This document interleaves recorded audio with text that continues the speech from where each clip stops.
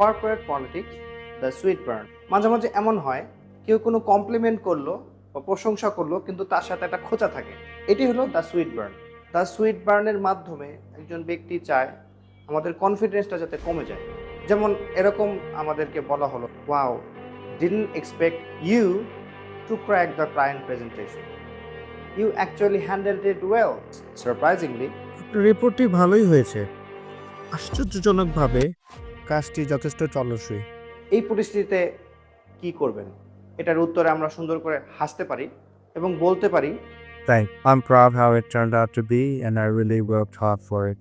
আমি খুবই গর্বিত, আমি যা আশা করেছিলাম তার চেয়ে বেশি ভালো পারফরমেন্স হয়েছে, আমি এটার জন্য অনেক কষ্ট করেছি।